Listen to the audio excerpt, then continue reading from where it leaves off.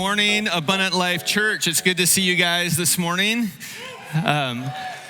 Before we just jump into this morning's lesson, we're just sitting here and worshiping together. I'm looking around the room, and it's a morning we just get to be all together. And I felt like the Lord was just saying in my heart, man, I truly love you guys, our church. And just as your campus pastor, I just want to say that, like, how much I love you all, that we get to come together and do this every week. To me is remarkable, and what God is doing in the life of our church and the people that are part of our church.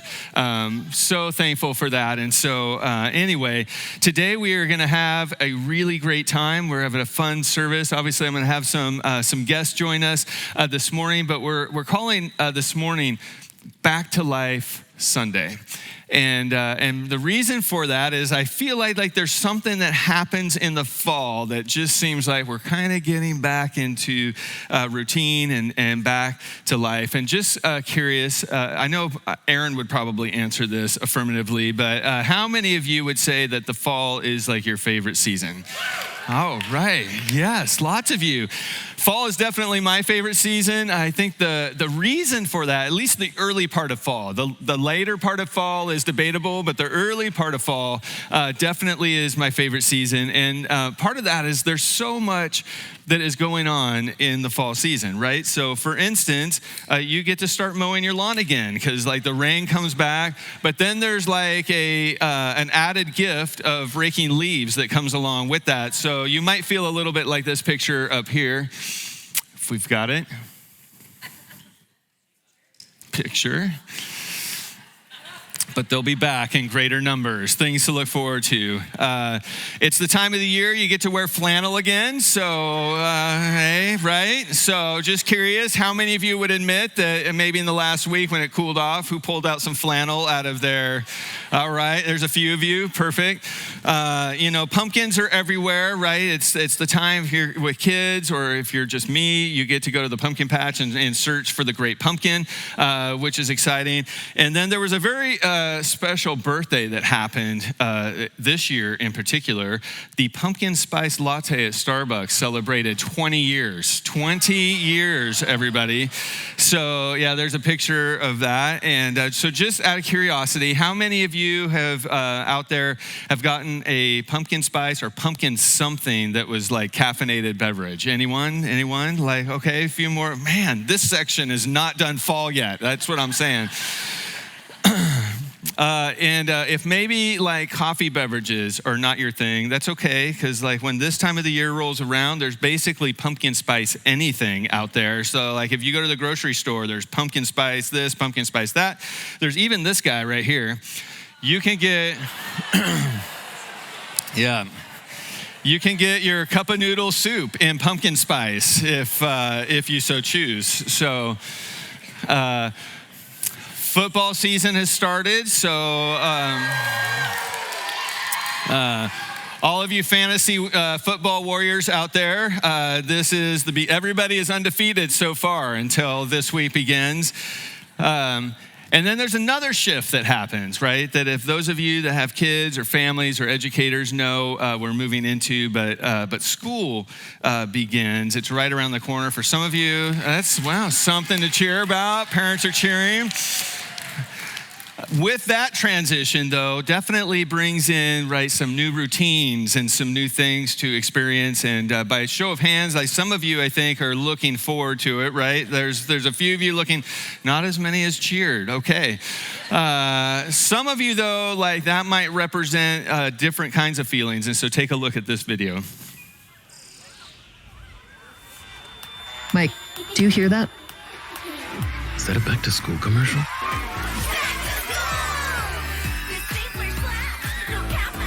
It's too early. Mommy, why are they dancing? Nobody knows. Come on. I need pens, folders, string cheese, tiny oranges. Oh gosh, I need a list. Where's the list? Relax. Just order all your school supplies and lunch stuff on DoorDash and get it in an hour less. Easy peasy. Who would have known that DoorDash is now delivering school supplies? But I think like the heart of that, right, is sometimes like fall comes just crashing in when it's unexpected and you're just not quite to give up summer yet. And so, seasons though are important. And we understand seasons here in the Northwest very well because we get to experience all 4 seasons together. And what's interesting about seasons is every new season that comes welcomes something new. The other thing that's interesting about seasons is they don't last forever. Seasons come and seasons go. And so I think it's important, especially as we're moving into a new season right now, it's important for us to be able to recognize what season do we find ourselves in, and then how do we make the most of it. In fact, the Bible talks about seasons. In Ecclesiastes 3, verse 1, it says, "For everything there is a season, a time for every activity under the sun." And the thought there is like life has seasons. So we experience weather seasons, but life also has seasons. There's a rhythm that happens in life. And it's important for us to recognize the season that we're in and then ask the question, how can I make the most of the season that I'm in? Ecclesiastes goes on, Solomon shares some different life seasons that you may find yourself in. He says there's a time to be born and there's a time to die. There's a time to plant and a time to harvest. There's a time to kill and a time to heal, a time to tear things down, a time to build back up. There's a time to cry and a time to laugh, and a time to grieve and a time to dance, although I don't feel like there's ever a time to dance for me because it's kind of scary. But there's a different rhythm, there's different seasons that we go through in life. And as we move into a fall season together, I feel like for us as a church, this is a season, this is a time for us, an opportunity for us to grow together. What does it look like as we move into this season to look at how do we grow as individuals, how do we grow as families, and how do we grow as a church, as a community of faith together? You see, fall brings with it kind of a rhythm to life, and things begin to shift and change as we move out of kind of the summer season and the summer weather and summer vacay mode and summer vibes, and we start to settle into a rhythm of life that has a little bit more focus on family and routine and growth. In fact, Ecclesiastes 3, verse 14, it says, God's purpose is that people should fear him. And the idea here is fear is not necessarily like that we would fear God, like we would fear the boogeyman in our closet, or that we would have a fear of the dark. The idea here is that there would be like this awe, this sense of like deep respect and honor for who God is, that we would see God in such a position in our life that we would see God as being all powerful and all and incredible and amazing, that there really is no other response other than to sit back and worship him and to realize like who God is and who we are before him. And I believe that this is God's hope for us as a church as we move into this season, is that we would have this kind of approach, that we would approach this season with this deep respect, this deep honor, this high view of who God is in our lives. So how do we, if this is the season that we're moving into a church, then how do we make the most of the season? And I would suggest that one of the ways that we can do that is by developing some habits, some rhythms, some habits in our life this fall together as a church, because habits play a critical role in our growth. I don't know if you know this. The author, Justin Earley, who is the author of Habits of the Household, would say that habits are powerful because they take us places. And the habits that we form can take us either good places or bad places. In fact, he would say it like this in his book: habits have a destination even when our minds are opposed to it. But habits are not just neurologically formative, habits are also spiritually formative. Because when our heads go one way, but our habits go another, guess which way our heart follows? And it's a powerful statement, because what he's saying is that our heart tends to follow the habits that we have in our life. And so if we develop habits that help lead us closer to Jesus, our habits that we form allow us to grow. And so today, what I would like to do in our time together before we go out and party and play together is just talk about and challenge us a little bit with what are 3 simple habits that we can make to help us grow together as a church. And to help me do that, I've invited some people from ALC to come, and so I'm going to invite them to come wherever you guys are sitting, who are living out some of these habits already in their life and in their family, just as a way for you to kind of hear from some of them. And so as they come and take their space on the panel, would you give them an Abundant Life welcome?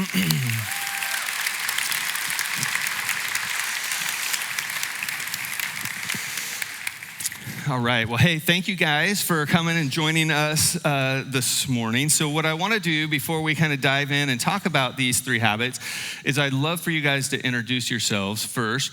And so maybe if you guys are with a couple, one of you can kind of introduce your family. But I'd love for you to share who you are, how long you've been at ALC, and all of you are parents, and so how old your kids are. You guys can go first. All right. Hi, my name is Daniel, and this is my wife, Rebecca. We've been at ALC for 4 years. And I'm sorry, what was the last question? How old your kids are. Oh, how old our kids are. Our son is 10, and our daughter is 7. Check. My name is Alyssa, and my husband is not here today. He's actually on shift at Clackamas Fire, but I have 4 kids here. We've been at the church for 8 years, and our daughters are 3, 5, 7, and 9. My name is Wesme Pila Beltran, and this is my wife, Disney Torres Fajardo. We are originally from Cuba, and we've been coming to this church for the last 4 years. Awesome. And how old are your kids? Our kids are, how old are they?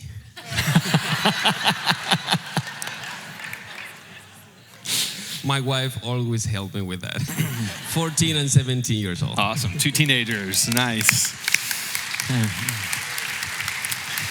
All right, well, we're going to hear from each of them as we kind of talk about 3 habits that we can make together as a church. And so I want to talk about habit number 1. The first habit is this, is that I would make my spiritual life a habit. That we would make our spiritual lives a habit. And I think this is so important because there are so many things in life that compete with for our attention, and from the moment that you wake up in the morning to the moment you put your head on the pillow. I mean, you wake up in the morning and immediately feel like I got to check my phone because got to see the latest news. I got to see how my fantasy football team is doing. You got to check the stock prices. You also got to see if Damian Lillard has been traded yet. And then you get up and there's like their family responsibilities and work responsibilities, and the to-do list is a mile long and the pace is really fast. And at the end of the day, you get to the end of the day and you're exhausted and you hit the pillow, and then you can't help but like maybe reflect back and think, you know what? I haven't done anything today to care for my heart. I haven't spent any time with Jesus. I haven't connected with God. I haven't done anything like worship or silence or prayer or get into the Word. And what happens then over time is there's a deficit that begins to take place in one's heart. And left uncared for, that deficit grows and it grows and it grows over time. And to the point that you feel like, hey, I'm running on empty, and now I'm tired and I'm frustrated and I'm stressed out or discouraged. And I'm just curious, is this just me I'm talking about, or has anyone else kind of been there, right? So Proverbs 4:23 says, guard your hearts above all else, for it determines the course of your life. And so it's important for us to know, like as we kind of move into this season, that we need to nurture, we need to care for our hearts. We need to allow our hearts to flourish and to be alive and to grow and not live out of a place of being depleted or running on empty. Psalms 1:1-3 says, oh, the joys of those who do not follow the advice of the wicked or stand around with sinners or join in with mockers, but they delight in the law of the Lord, meditating on it day and night. And they're like trees along the riverbank, bearing fruit each season, and their leaves never wither, and they prosper in all they do. And what I want you to hear in that is this idea that they delight in the law of the Lord. They delight in God's word. in meditating, it says, day and night. In other words, they have a habit, a regular habit in their life of spending time with the Lord. And then what is the result? It says that their life is like a tree that's planted on the riverbank that bears fruit and prospers. And parents, I just want to, parents or grandparents, if you've got kids, I just want to encourage you, one of the best gifts that you can give your family this fall season is a commitment to make your spiritual growth a regular habit in your life.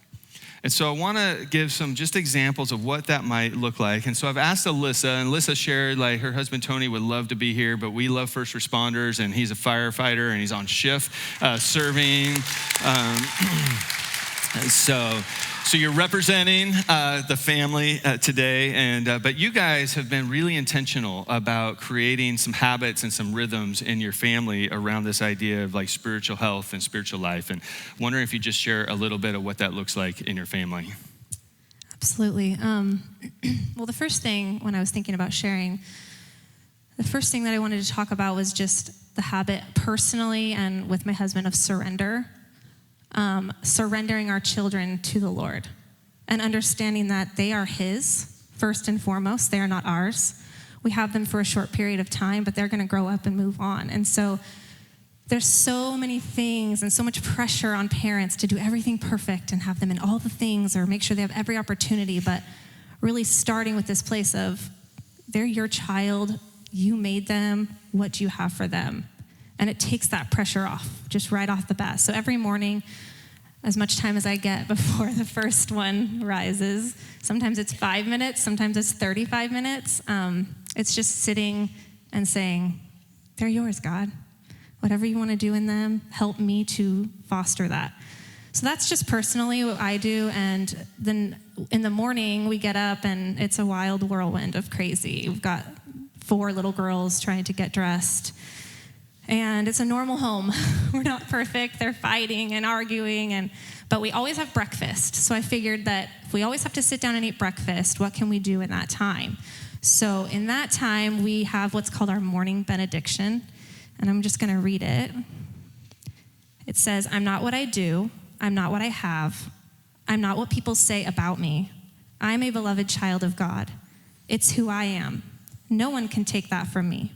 I don't have to hurry. I don't have to worry. I can trust in Jesus and share His love with the world. And so we start our day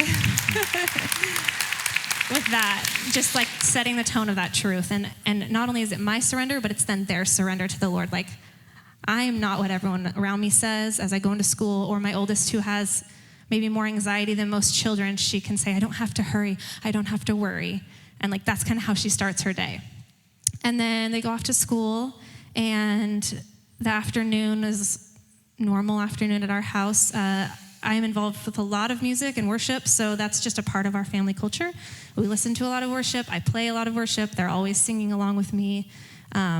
Prayer is more of a spontaneous thing in our home. Like if someone has a need or someone's struggling with something, we'll just stop and be like, we need to pray about this. So we'll just kind of gather up. Team huddle is what I call it. We also have a slogan, Funk Girls Stick Together, so that they're always on each other's team. We're always there for each other. And then in the evening, we have dinner together. So finding those times in your home where you know everyone's going to be in the same place at one time. It's easier at our kids' ages, but when they get older and do sports, it probably will be more challenging. We do an evening candlelight as we are sitting to eat dinner. So we light the candle. We all say, Christ is the light of the world. Then my 5-year-old shares her scripture from preschool that she just had to share with us. And it's since evolved that every girl needs their turn. So every single girl has their own chance to perform their scripture.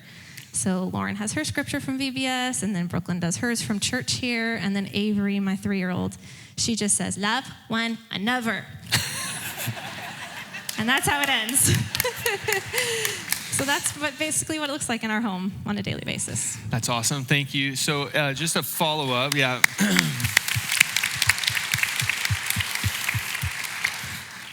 Now, so those are like habits that you guys are in a regular, pattern of doing. What has been the benefit that you've seen in your family of that? For all of us, it's bringing our attention back to who made us, who is walking life with us. recentering, like after a long day, it's like dinner, light the candle. Christ is the light of the world. Like it's a moment where you realize like, I'm not alone. I'm not doing this on my own. And sometimes I don't want to light the candle. Like I have an attitude and I'm like, I'm doing all the things and da-da-da. And then my husband's like, Christ is the light of the world. You know, like we all need that check of like, you're not God. You're not God. He is. So that's what it's done for us, is just centering and remembering who we are putting our faith in. That's awesome. Thank you, Alyssa. So the habit, and this may have sparked some like ideas for you, but and it may look different, but the idea is that we would make our spiritual life a habit, a regular part of our life. So the second habit that we want to make together this fall is that I would make my church life a habit, that I would make my church life a habit. Hebrews 10, verse 24 and 25 says, and let us consider how we may spur one another on towards love and good deeds, not giving up meeting together as some are in the habit of doing, but encouraging one another. And I ask myself, like, why does the author of Hebrews give us this reminder to not give up meeting together? And there's a couple reasons. One, I think it's because showing up for church, being part of like what we're doing here together, in community together, worshiping together, praying for each other, encouraging each other in person together in community is an important part of our spiritual life and our spiritual health. But it's a habit that we can make, and it's also a habit that's really easy for us to drift from and get out of the habit of doing, right? Because there are so many things that draw for our attention and our time. And, you know, if you've had a really crazy long week, it might feel like, man, just Sunday morning, can I just sleep in? Or the weather is perfect for a round of golf. I get it. Like kids sports, I don't know what happened in the culture when all of a sudden kids sports games got put on Sundays instead of Saturdays, but like you've got that.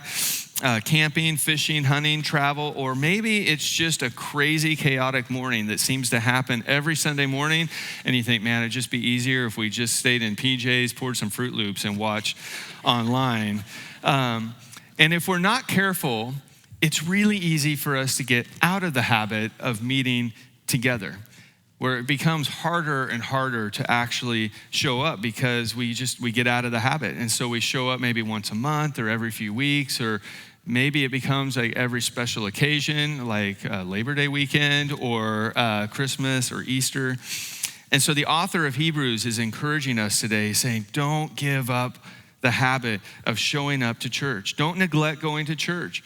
And being there, meeting together is important. You see, and what I want to say is really clear, like the church is not a building, and the church is not a service that we attend once a week. The church is what we see in the room as you look around the room. The church is people. It's a community of people. And when we gather together, the building facilitates that, but it's an opportunity for the community of faith to gather together once a week, who are committed to living out God's extraordinary story in our life the way Jesus showed us. And church was meant to be experienced in person together with each other and for each other. In fact, worship is private and personal, yes, but worship is also corporate and meant to be shared with one another. And parents, I just want to say, like, and I don't know the answers around it, but one of the greatest gifts that you can give to your kids, and I get that sports and Sundays and sometimes is crazy, but one of the greatest gifts you can give to your kids is modeling the value and the importance of being at church every Sunday, because what you do is you teach them a habit and a rhythm and a value in their life that will last them the rest of their life. And so, So I asked Wes May and Disney to come because, so you guys are crazy busy. You're both educators. You've got 2 teenagers. So of the panel, you guys are the ones with teenagers. And one of the things that I super appreciate about you guys is you guys are always here. Not just the 2 of you, but with your teenagers, which is no small feat to do. And then not only that, you may or may not know, but Wes May and Disney welcomed a few of their family members who were able to come to the U.S. from Cuba. And when I say a few, we're talking like 15 or 20 of them.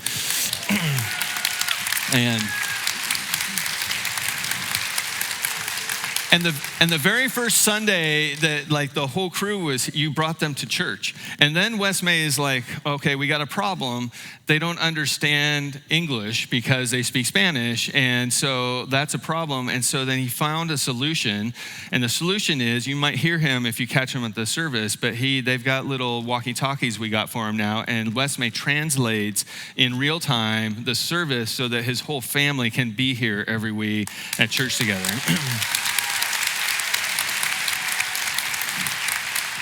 And I believe your teenage son is translating this morning. Is that right? Like, yeah, so you guys can be here. So here's the question. So clearly connecting with your church family every week is a high value for your family. And so tell me, why is being at church every week so important to you and your family? Well, first, we believe that Jesus lives inside of us, and by his Spirit when we believe in him. Despite the obstacles that this society and this world puts in our lives, to avoid worshiping him by gathering together with other believers, it is biblically powerful. Jesus said that where 2 or 3 are gathered in my name, there I am among them. Matthew 18:20. So he not only lives in us, but his Spirit, and he's in the midst of us when we gather to worship him. When my wife and 2 kids arrived in this country, 8 years ago, we were seriously impacted by the economic situation in Cuba, which is currently extremely negative and is becoming worse every year. 7 years passed since we did not visit our remaining siblings, and 2 months ago, prayers were responded by having 11 of them moving with us from Cuba.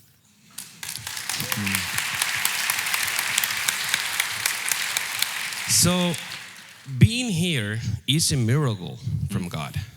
My family is aware that they do not deserve it. Neither do none of us. They are aware that many people have been praying all these years for them to come. So as a result, they feel committed with the one who made this impossible dream come true, with the ones who have been unconditionally praying for them, our church. They are wishing to know more about its creator, about why and how he loves us so much. They want to know about the passion that he feels for common people like them. And even when there are language barriers in our church, God is being shown in your greetings, in your smile, hugs, and the welcoming we have experienced in this house of God. We believe that the investments made in our family to follow Jesus, to meet Jesus, are worth it. That's awesome.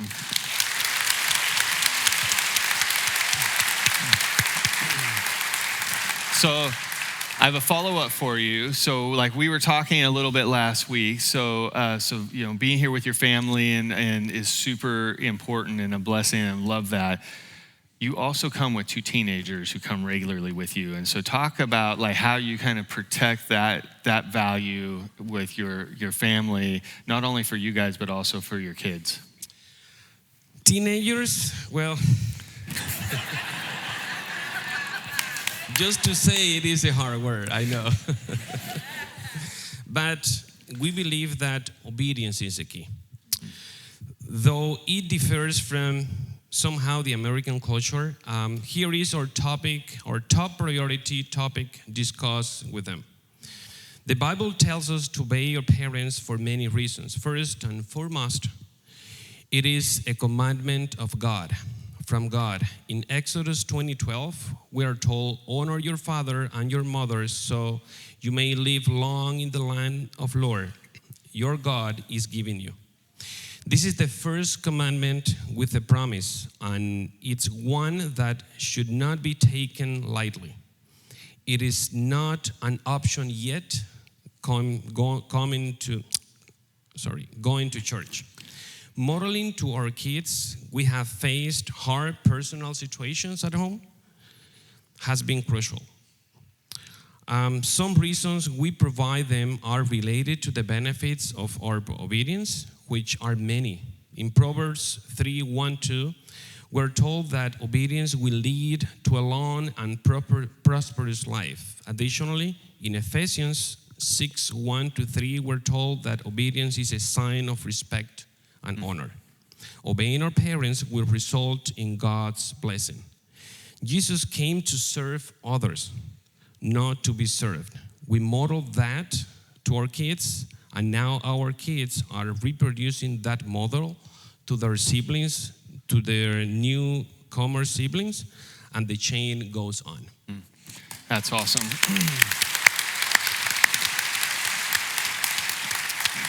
Westmain Disney, thank you for sharing. My guess is there's some things like that you shared there that would be an encouragement to other families and parents as we kind of try to navigate how do we get our kids to come to church with us, especially as they become teenagers. So thank you for that. So we talked about like the habits, right? As we make our spiritual life a habit, we make our church life a habit. The third habit I think we need to make together is that we would make our relational life a habit. And what do I mean by that? What I mean by that is that we would take some time to invest in relationships that matter. That we would take the time to invest in relationships that would bring growth to our life and vibrancy and health, and relationships that would challenge us not only to be better humans, but to be better followers of Jesus as well. Proverbs 27:17 says, as iron sharpens iron, so a friend sharpens a friend. And the idea there is that the friendships that we have in our life are supposed to sharpen us. They're supposed to help us be better. Friendships help carry us through difficult times. They help pick us up when we fall down, and they carry some of the burden that we might have to load in life. They take some of that load for us. Friendships lift us up, they spur us on, and friendships give life to our souls, and we do that in return to the friends in our life. Ecclesiastes 4:9-10 says that two people are better off than one, for they can each help each other succeed. If one person falls, the other can reach out and help. But someone who falls alone is in real trouble. And this verse to me is really important when I think about our church. And just as your campus pastor, when I read this verse and I think about our church, I think, man, my heart for our church, because I really view our church as a family, right, that is there for each other, is with each other, is that when we read that verse, that this would be the kind of church that we are, that there would be no one in our church at ALC that would walk alone. And there would especially be no one in our church that would fall alone. Because the Christian life was meant to be lived and experienced in community with each other and for each other. That we would walk side by side, arm in arm, with others who will walk with us, who will cheer for us, who will cry with us, who will pray with us, who will help us be better at life and better as we follow Jesus. And who doesn't want that in their life, right? So for that to happen, though, it requires us to prioritize some things in our life. It requires us to make relationships a priority and a habit in our life, that we would have a habit of connecting with people, that we would practice seeing people, like truly seeing people and what's going on in their life, that we would practice greeting people, which might take us a little bit out of our comfort zone. And it requires us to make a priority to connect with people well. In order to do that, though, it requires us maybe to slow down the pace of life just a little bit so that we might have margin and space in our life for relationships. To slow down just a bit, that we might be able to see what's going on in other people's lives. To slow down just a bit to be able to care about what's going on in other people's lives. And to slow down just a little bit to have time to actually connect with other people. And so what I wanted you to hear is, so Rebecca and Daniel have been here for about 4 years, just before COVID, right? Yes, and a great time to come and form a connection. I think you said you got to serve one time in children's ministry before COVID shut everything down. Yes, awesome. But you guys shared with me about when you first came to Abundant Life and what you experienced. And so I wanted you to share a little bit of that story and what made the difference for you to decide this is your church home.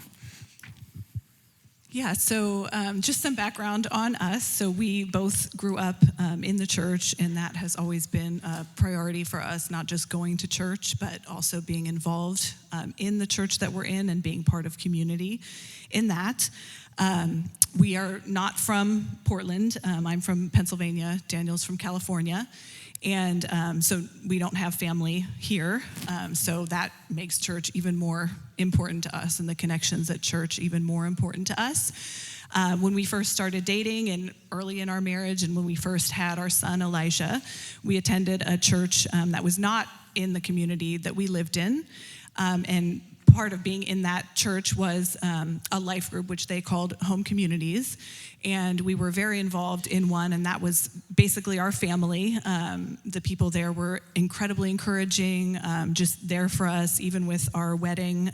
They basically put it on for us because we did not have a lot of money at that time, and so they just came around us in incredible ways and helped in that. But as all things come to an end, that home community just kind of went its natural course and ended. And we struggled after that to make connections in the church and to get involved in the church. And it was a large church, and sometimes large churches have a difficult time in kind of making that community and that involvement. And it was also just very important to us to be in our own community, and we had moved in this area during that time as well. And so, and our children struggled just with wanting to go to Sunday school. They were very little, so obviously it's not always easy for toddlers and babies to want to leave their parents and go into Sunday school. And so just all those things, we ended up having a difficult time just even making it to church for a little while, and just thinking, oh my goodness, what is happening? Like, this has always been very important, but we came up with every excuse some weeks not to go. And then we just realized we needed to make a change. Like, this was kind of the Lord saying, okay, it's time to move on and find a church in your community that fits your family. And we didn't know where to start. And I drove past Abundant Life every week on the way to Fred Meyer. And it's big, so you notice it. And I was very hesitant. We were both very hesitant about going to a larger church again. My church in Pennsylvania had about 26 people. So we were just I was very, very involved and just really loved that, and just loved that close-knit feel. And just being part of a larger church had been a challenge for us. And so we weren't sure if we wanted to do that again. But we decided, okay, we don't know what other church, and this has been on our minds. So we just decided to come one Sunday, and we walked in the door, and I breathed a big sigh of relief. I was like, oh my goodness. Like, it just felt like home the minute I walked in. And I know I've talked to some other people, and they've also had that experience, so I know it's not just us.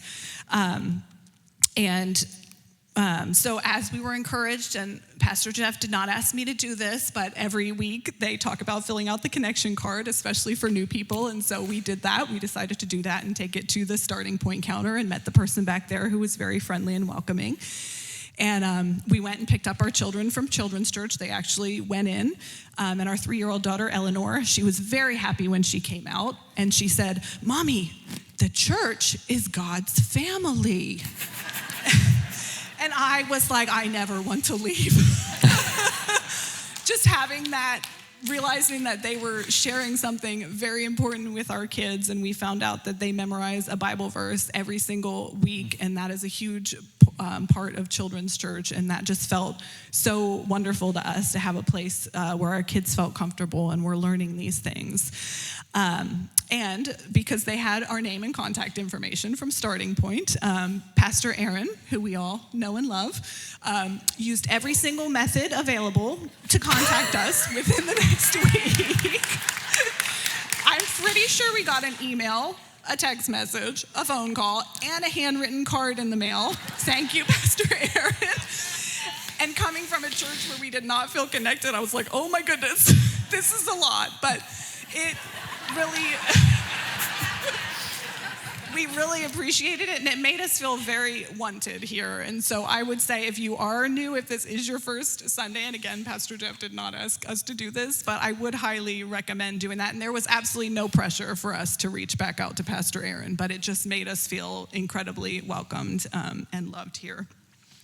And so with that, we could tell that Abundant Life just made a very large effort to make each person that walks in the door feel like family. And so that was very important to us. And we ended up never looking back and never going to a different church and making this our home. That's awesome. Thank you.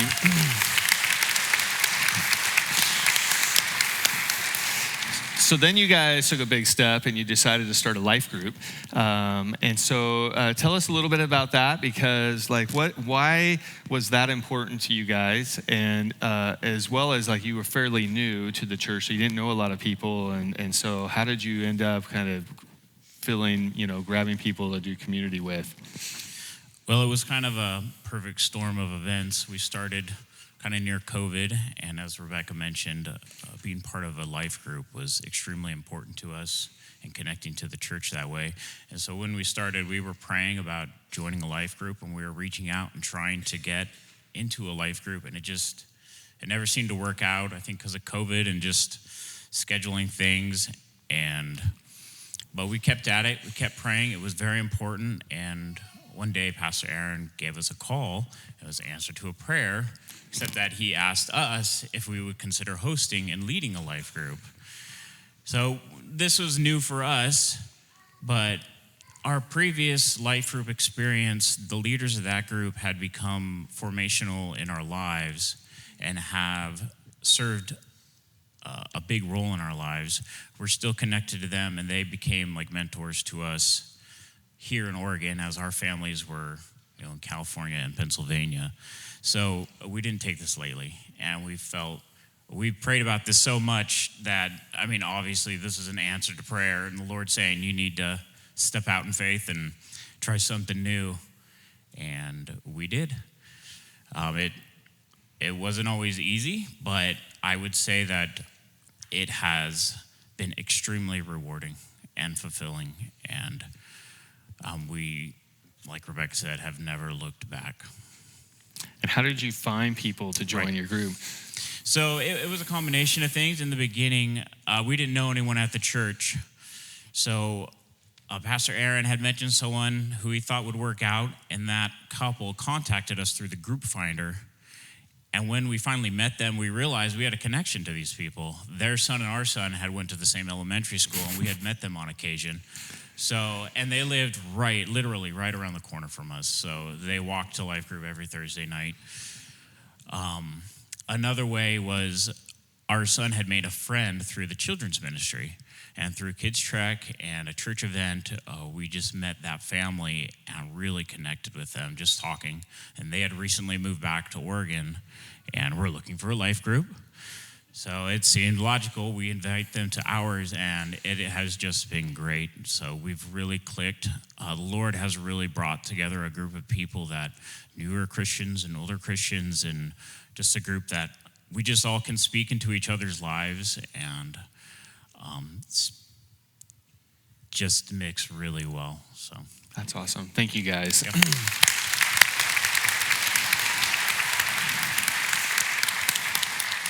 One of the things that, I love the fact that you guys stepped in and you said, we felt like home. That is at the heart of our church, that we hope it feels like as everyone walks in that they would feel like home. But we also believe, as part of your story, that we really believe that connecting in a smaller group setting and at a deeper level is just as important as gathering together in a large group like this, because we all need a place where we're known, where we're encouraged, where people are praying for us and know what's going on.